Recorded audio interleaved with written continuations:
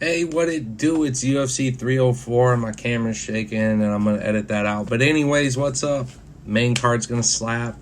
I'm beyond excited. Not because it's a Muhammad fight, but it's because it's one of the few times a year we get to see Leon Edwards fight. The guy's a great welterweight, and seeing that he's completed the trilogy on Usman, he's still in that contention for one of the greatest welterweights of all time. Before we kick off our predictions, I do want to mention one thing I left out. This fight card will be occurring like 3 a.m. local time.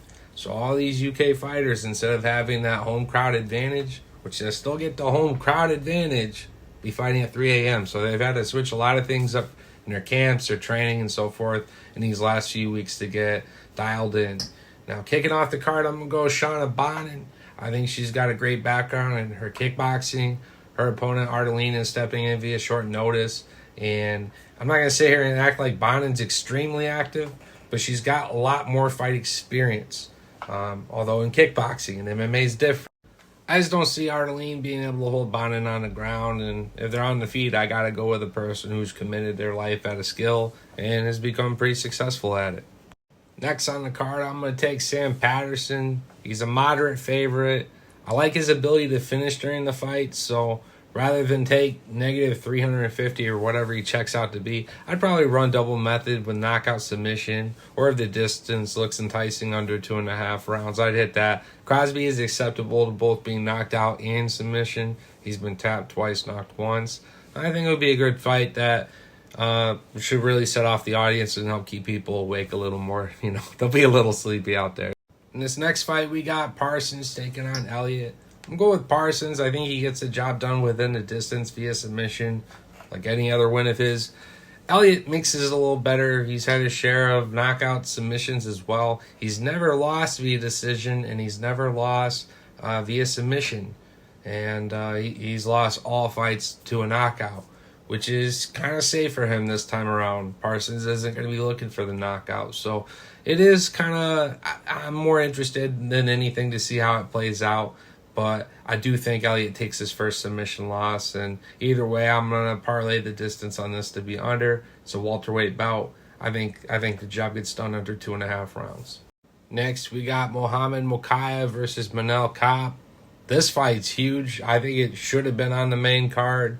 I think the two flyweights here have a lot to prove to one another, and we'll put them one step closer for contention, which, as you've seen with Dana, he'll easily take like a top 10 guy and just throw him at Pantoja because Pantoja's pretty much lapped the division. Now, Manel did lose to Pantoja, but not by finish, by decision. In fact, Manel Kape hasn't lost in UFC via finish, and the last time he did was in another fight promotion back in 2017. He's fought some tough opposition, and he's generally on the winning end of it. He's had some losses in his division, but against top contention. I think he's improved a lot, and I'm excited to see kind of where he's at. Now, he's historically struggled to make weight, and with Mohammed, he's going to grind it out and kind of wear on Kape. That's the battle plan. There's nothing new about this Dagestani guy. He's going to grab a hold of him and hunt for that submission the whole fight.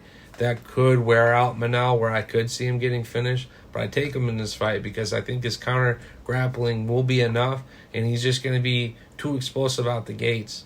And Mokaev kind of just held on to Alex Perez last time out. He didn't look all that impressive. Otherwise, he has been getting his share of finishes, just not against anyone quite as strong and as capable as Manel. So I'm excited to see how this one plays out, and I'm going to take Kape near even odds. I'd probably just money line that one. And I'll stay away from it on my parlay for distance or not. Next, I'm going to take Mick Parkin over Lucas Bereski. I think he shows up, tries to hunt for that finish, getting most of his wins by first, second round knockout. He even got a rear naked choke before too. A couple decisions along the way, and I think Lucas is just the kind of opponent he needs to drag him out and have a bit of a scrap. And one of these dudes is going to sleep, and I expect this to be under 2 rounds. The odds makers will probably make you choose, will the fight go the distance, yes or no? And if it's DraftKings, it's probably under or over a round and a half. I hate that shit. Next fight at 205 pounds, we got Prochnio versus Brukauskas. Fight's going to go within the distance. Both these dudes love to slug. I'm going to go Prochnio. I think he slips and moves a little better. He's a little faster. He's not so flat. I like the way he mixes it in. I just see this also being another great fight where if they're going to give me the odds to go under 2.5 rounds, I'm probably taking it. If it's a round and a half, I like it for the heavyweight bouts a lot more than I do the light heavyweight. Next on the card, we got Colin Loughran versus Jake Hadley. Jake Hadley wanting to be on the Manchester card, wanting to represent, and I don't think this is the right move. I think Loughran's got a lot of power, so much power that Hadley won't have the same success he has in his grappling exchanges as he has in the past. Even then, he's kind of had some weird matchups where, yeah, he's mixing it well, he's working different submission threats, setting up well, and then other times he's just getting laid on top of and just kind of stuffed. So I think Loughran's going to find success with the hands, keep the fight in his domain, on the feet, and if he doesn't win by knockout, he's going to win by damage. Next on the card, we got Molly McCain versus Bruna Brazil. Brazil likes to stand and bang. She also likes to get knocked out. Molly likes to stand and bang, and she likes to give crowd-pleasing KOs that the UK just love, and that's why exactly they set this matchup this way. I got Molly within the distance under 2.5 rounds. I think she hits her classic, spinning back fist or pops her with something heavy and just hits her with some ground and pound. I expect there to be a finish in this fight for sure. Brazil's also the one who beat Baden, who's opening the card up, so I just want to throw that out there. And finish up the prelims, we got Nathaniel Wood versus Daniel Pineda. Great matchup. I think both these guys mix it well. Pineda's actually never won via decision in a pro bout. Nathaniel Wood, kind of down the middle. He mixes it very well. What I like about Nathaniel Wood is his cardio seems to be everlasting. It's not until about the third round where things really slow down for him. But for those first two, he's bringing it. And that's why, at the very least, I could see him edging a decision if he doesn't find the finish. But at any moment in this fight, Pineda could be a threat. So I'm going to stay away from this one as far as distance. But I am pretty confident that Nathaniel Wood gets the fight done. And finally, we're kicking shit off on the main card. Arnold Allen and Giga Chikadze. I'm excited for this fight. I think almighty Arnold Allen brings this shit. He's another one of these guys. He's just going to be relentless. He's going to come forward, strike, strike, strike, and then he mixes the grappling. And sometimes that's my issue with Arnold Allen. There's many times when he mixes in the grappling where I wish he would have kept striking because I could have sworn he was getting some reaction or effect out of his opponent, and he could have got the knockout. I mean, Arnold Allen was on an incredible win streak until he fought who? Max Holloway, followed by Movsar.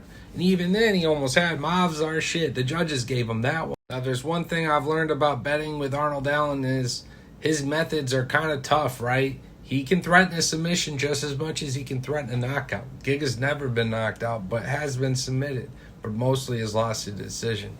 I see this fight going to a decision.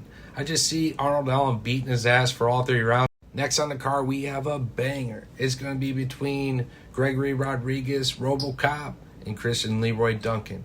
Both these dudes possess crazy power in the hands at middleweight, and they can put your lights out. What I like about RoboCop in the pick is he's able to mix it too. Bring the fight down to the ground. Duncan isn't as well versed there, and I know that he can hunt for that submission. Now, RoboCop's tough. He can take a bang.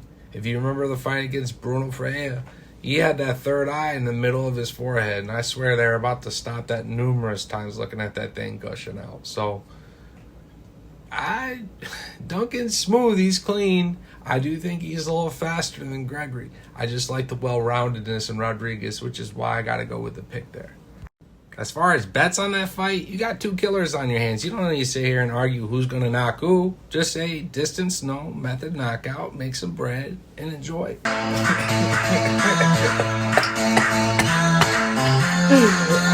It's a fatty fight, baby. Let's go. Next on card, we got Patty the Batty Pimlet. Fight King Green. I here slaying the fucking kingdom. Now hear me out. If Patty gets a hold of Green on the ground, Green's in danger. He's got great wrestling, but it ain't gonna save him. But on the feet, I think Green's got Patty, and Patty knows that shit. That's why he's like, I challenge you to grapple with me. I challenge you because he knows King Green, come fuck his shit up. Hope he don't get knocked the fuck out.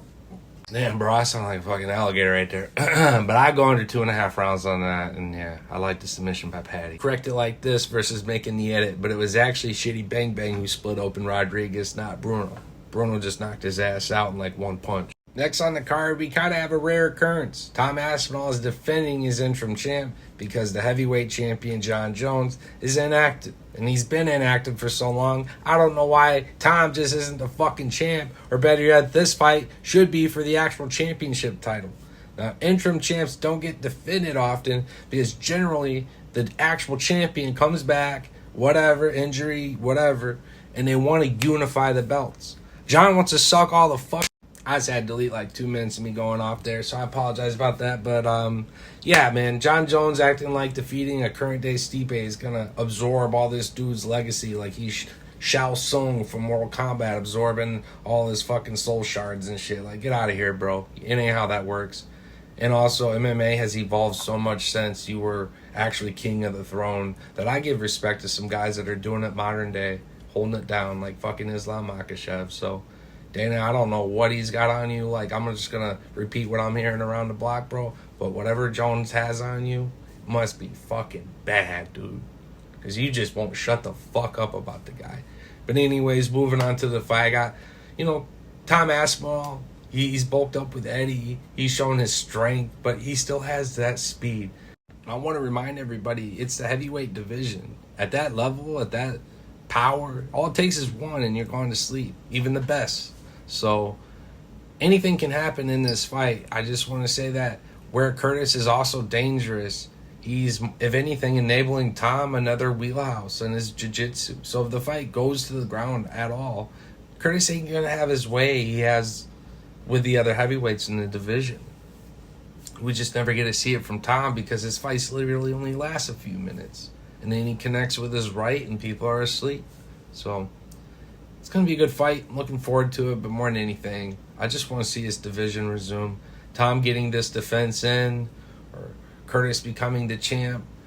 Then anything after that, the real belt should have to be part of the conversation, or else we're just turning into fucking WE over here. You know what I'm saying? So, yeah.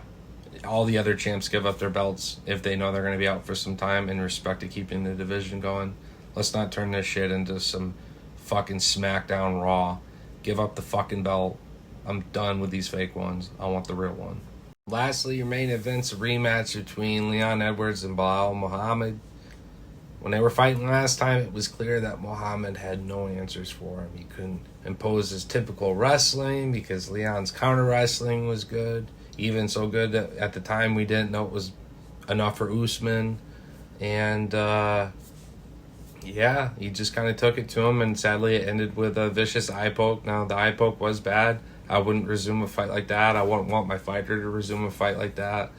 So it was a necessary stoppage, but I still think his eyes, he's fucked up because of it. He's kind of got a little Bisping thing going on that I didn't quite notice as much before, right? So that being said, the fight ends by knockout, and I think it happens in round 3 with Leon. Yeah, it's going to be interesting to see Bilal in a 5-round fight because even his typical strategy, the leg kicks are going to add up, and I just don't see him really being there by round 4 if he is there. Now, Leon could totally just be so passive. I mean, he is very inactive as a champion. He does his very bare minimum 2-fight, journeyman shit, and then he's out. He's promoting being a champion and doing his own thing. And, respect his last few times out were really impressive. But now we're finally getting another contender, whole new face. Let's see what it's about. It's been a while since we've seen Leon fight someone other than Usman. So I'm excited for this matchup. And, yeah, I actually don't want to parlay distance into this one. The heavyweight's an obvious one, distance no, method knockout. But I won't parlay this one with distance, and I'll go Leon via knockout or decision, because although he can threaten a submission, it would be very impressive if he somehow did that to Muhammad. Now, I could see a situation where Leon pieces him up, catches him with a kick, has his back turned, jumps in, sinks a rear naked. I mean, that can happen all the time for a striker to get a rear naked choke that way. But as far as like working down Muhammad and earning that submission, it'd be very impressive if he did it. But that's not Leon's bread and butter. I'm not expecting it to be Saturday, but I'm expecting Leon to defend and see what's next. Shavkat, Gary, get Colby Covington the fuck out of the conversation. Get Jack up there. Let's get this division moving, and maybe in another defense or two after that. Could see Makhachev come up, could see Edwards come up, but nonetheless, I hope y'all enjoy your UFC 304. I'm going to be kicking at my bros. I'm going to bring some boxes of cards I've been sitting out. I'll share what I get, probably nothing. I'm going to be posting my cards here very soon. Stay tuned for that.